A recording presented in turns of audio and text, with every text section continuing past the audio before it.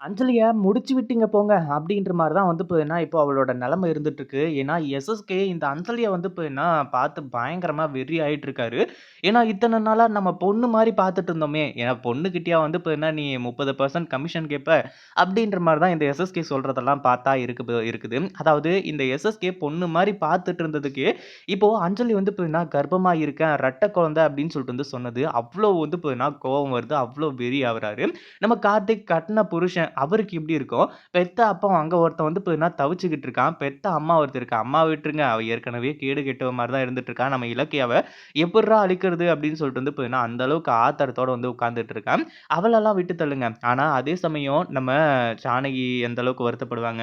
இந்த மாரி நெறைய பேர் வந்து பார்த்தீங்கன்னா, இதுல வருத்தப்படுறவங்க மட்டும் தான் இருக்காங்க. இப்படி இருந்துட்டு இருக்கும்போது எஸ்எஸ்கே வந்துட்டு, "அஞ்சலி உன்ன நான் வந்து சும்மா விடுற மாரி இல்ல. ஏற்கனவே உன் மேல இருந்த கோவத்துக்கு நீ என்னையே ஏமாத்துன ஒரு காரணத்துக்காக வந்து பார்த்தீங்கன்னா, அந்த இலக்கியாவும், கௌதமும் வந்து இங்க டெஸ்ட் பண்ணும்போது அமைதியா நான் விட்டுறலான்னு தான் பார்த்தேன். நீ அமைதியா அவங்க கிட்ட மாட்டிட்டு தவிச்சுக்கிட்டுருன்னு சொல்லிட்டு. ஆனா என்ன பண்றது? எனக்கு மனசு கேட்கல.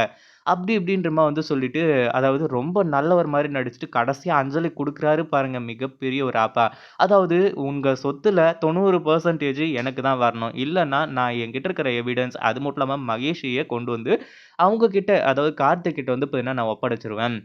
அதுக்கப்புறம் என்ன நடக்கும், ஏது நடக்கும்னு சொல்லிட்டு உனக்கே தெரியும் அப்டின்னும்போது, அஞ்சலி இருந்துட்டு, "அப்பா, அப்பா நீங்க அப்டி மட்டும் பண்ணிடாதீங்கப்பா. நான் வந்து பார்த்தீங்கன்னா, இனிமே எல்லாத்தையுமே நான் ஏத்துக்கிறேன். அது மட்டும் இல்லாம நீங்க சொல்ற மாதிரி, அது எல்லாமே உங்களுக்கு கிடைக்கும். ஆனா எப்படி என்னால பண்றதுன்னு சொல்லிட்டு வந்து தெரியல.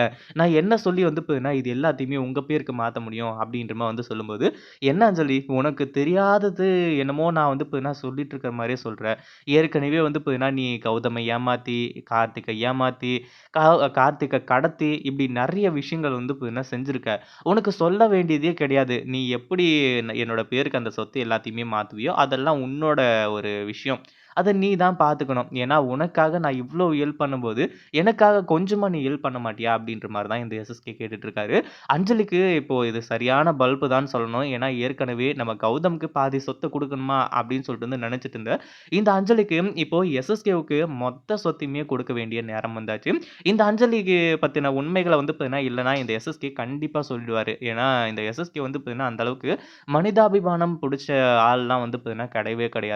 கண்டிப்பா நம்ம கார்த்திக் கிட்டயோ, கௌதம் கிட்டயோ, இலக்கியா கிட்டயோ உண்மைய சொல்லிடுவாங்க. ஆனா, இலக்கியாவ காப்பாத்துறதுக்கு இங்க எல்லாம் ரெடியா இருக்காங்களா? அப்படின்னு கேட்டா, நம்ம கௌதம் வந்துட்டு இப்போ பயங்கரமா போராடிட்டு இருக்காரு.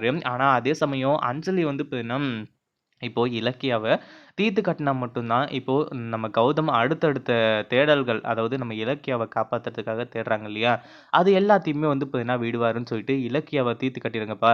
மத்தது எல்லாத்தையுமே நான் பார்த்துக்கிறேன். நீங்க சொல்ற மாரி நான் செய்றேன்." அப்படின்னு சொல்லிட்டு இந்த அஞ்சலி வந்து சொல்லியிருக்கா. சொன்னா வந்து பார்த்தீங்கன்னா, ஏற்கனவே ஏதோ பழைய பகையெல்லாம் மனசுல வச்சிருக்க மாரி, இப்ப தான் புதுசா நம்ம இலக்கியாவே பார்க்குறாங்க. ஏதோ ஒரு பணத்துக்காகவே வந்து பார்த்தீங்கன்னா, அப்படியே பரம்பர இது மாரி வந்து பண்ணிட்டு இருக்காங்க.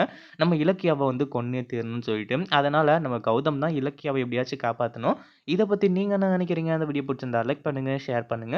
இப்ப தான் நம்ம சேனலுக்கு ஃபர்ஸ்ட் டைம் வரீங்க அப்படின்னா, சப்ஸ்கிரைப் பண்ணிக்கோங்க.